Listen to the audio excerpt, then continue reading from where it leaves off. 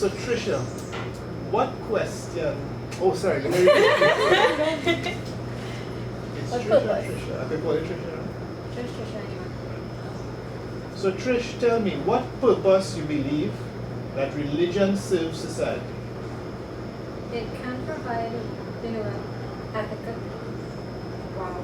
Right, go ahead. All of that could edit out. Okay, so start over. Take a deep breath. Right. Right. What purpose you feel religion serves society? It provides, like a moral backdrop for people to follow. Project your voice for just project it. Try to project it. Okay. I could come closer. You can come closer. Right? Okay, for that. Come back. Right, so I'll ask you again. Trish, what purpose does religion serve in society? I think it can provide I think it can provide like a moral backdrop for people to follow. Instead of following, the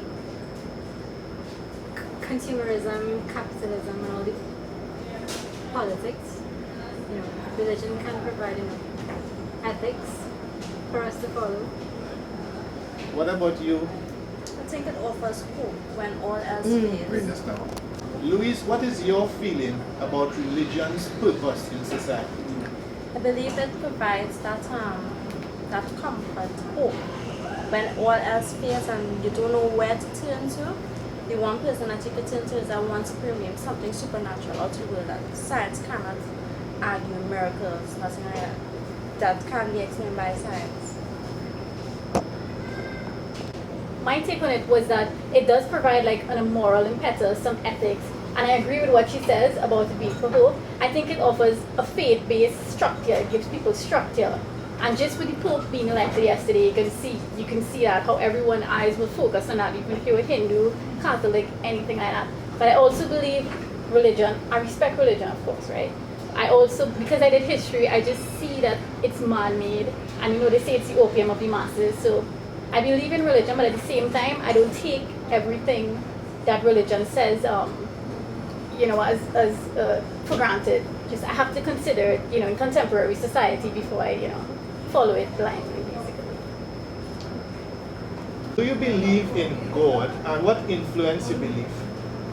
Right. I do believe in God, and what influenced my belief is I was socialized into believing in God because I'm a Christian, Catholic at first, and I converted to Pentecostal. But when I reached at university level, I became confused because history has become so distorted and religion has changed hands so many times that it's hard to keep pace with. So yes, I do believe in God, but what I don't believe in is in religion, so to speak. What about you, Cassandra? You agree with her? What is your take on God? What influence your belief? What is your concept of God? My concept of God is, okay, growing up, I'm a Hindu, so my upbringing was, going to temple, seeing these different murtis, that's the manifestation of God I had in my mind, right? But as, I progressed in life, I just began to gain a different outlook. I see God as, this supreme being that there's no shape. I don't attribute any shape, but I'll say like a Hindu prayer, but it's like I believe in God, but not actually in religion, as I said before, because I just won't blindly, because some of the things in religion, no offense, is kind of outdated, so yeah. What about you, Trish? Do you agree with their views? What is your view? What is your take on God, and what influence your beliefs? History, actually, because I chose to become an agnostic when I was 16. And I started, following history heavily. Realized that, all religions were man-made, as they said. But I will still acknowledge that, there is something supreme out there. I may not talk to it, or him or her, but, but the people choose to, and, in their own ways. I wouldn't have any problem with it.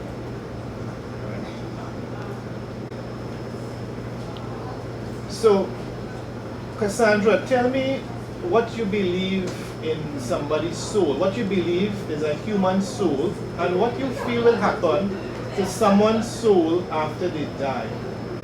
I think someone's soul is a representation of who they are and all their life lessons and experiences. And what would happen to their soul after? You can look at the nihilist perspective, which is you just go through life and then you die and nothing happens, right? but that's like negative, and I tend to be like an optimist. So I can, obviously nobody can definitively say what will happen, but I have a romanticized view that you like it doesn't end there. There's another stage. You may be reincarnated, and according to karma, something else, or you'll keep on coming back until you learn all the lessons you're supposed to learn, and then you will let you. I don't know. So I could become like a history lecturer forever and ever. Probably if you didn't learn everything or teach everything you're supposed to. What is your view, Trish, on the concept of the human soul? What do you think will happen to your soul or someone's soul when they die? I still haven't made up my mind yet about that. But I think that this life is basically all that we have. When we die, that's it. So you believe in a heaven and a hell? No. You just believe the soul will end there. Yes. It's like, this is our role, our life, that's it.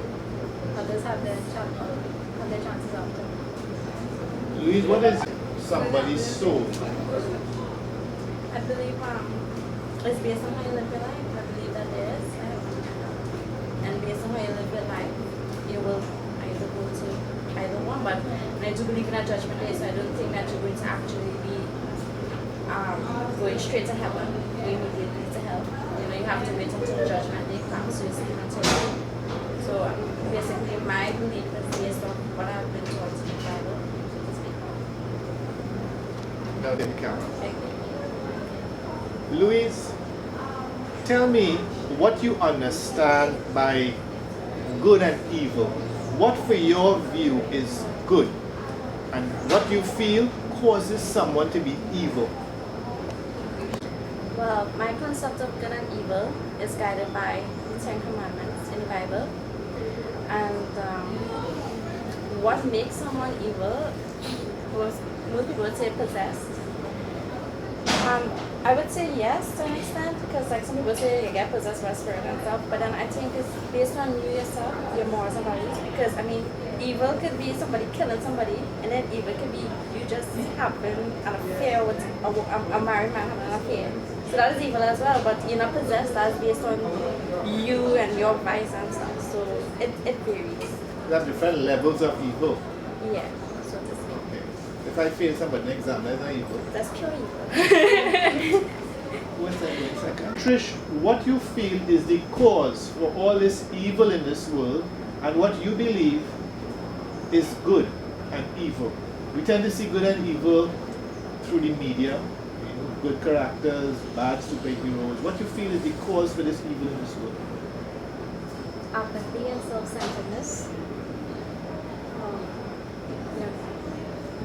Not bringing evil to light. Purposely choosing to look the other way and say someone else will clean up that mess, which is generally what's going on like in the whole Darfur region. The UN is just like let's not get involved because that's a different religion to us. Right. We've seen it happen all throughout history. Like Hitler, Saddam Hussein and his sons. People choose to not raise their voices and say anything. And that just perpetuates evil. And what you feel is good, when someone is good, what you feel is that concept called good, goodness. Basically, like if you're basically loving thy neighbor, treating people how you would like to be treated. That's basically what I would follow.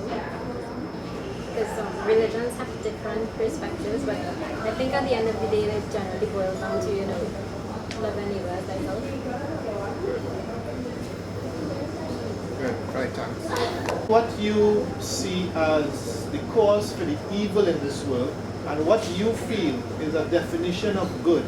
What does it mean to be good, and what does it mean to be bad or evil? Okay, so they're very, to me, what is evil, what causes evil, as a matter of fact, I always think about this, and it's not really from a religious perspective, but the fact is, I think money is the root of all evil. You can trace it back to money and power. Absolute power corrupts absolutely, right? But a definition of what is evil and good, I think it depends on the society as well. It's subjective. There are universal things that are bad and good, but it all depends on society, the time, and the subjectivity of it. and you spoke about, I can speak about from a religious perspective what I know about the Ramayana. You know, there's this classic tale of Ram and Ravan, or even in India, you know, with the Harappa dynasty, with the Dravidians. The Dravidians were considered light, and then they drove the south out, which was considered dark. So it's light over darkness, you know. So it's I always was confused about that, like, you know, it just, and also in terms of the Ramayana, there's this thing that no one really knows about though. Like after when Sita was rescued, Ram made her walk into a fire or something to prove that she was clean, that she was pure, right? Because he didn't believe anything she said, and you know, he listened to what some random person in the neighborhood said about her being with Ram. And I mean, to me, that's, you know, people worship Ram, but I mean, that's not something that somebody who's necessarily good would do to their wife. So you think it is, amongst the three of you, I think it is difficult to define good and evil? Of course, yeah. Subjective. Yeah. Good. Thank you all for taking part in this interview. This second documentary on International Men's Day features two women, Kavita and Khalifa, who have taken part in International Men's Day observances in Trinidad and Tobago during the past few years. There are also other interviews, and I hope that these interviews and this documentary will ensure that more people observe and celebrate International Men's Day. This documentary is based on 3 interviews by 3 young women in Trinidad and Tobago, and it deals with their views on religion, soul, good and evil, and also the importance of religion in society. It's an attempt to try to capture the voices of some of our young people. It is also an attempt to find out what are the views, what are the beliefs of some of our citizens in Trinidad and Tobago regarding religion.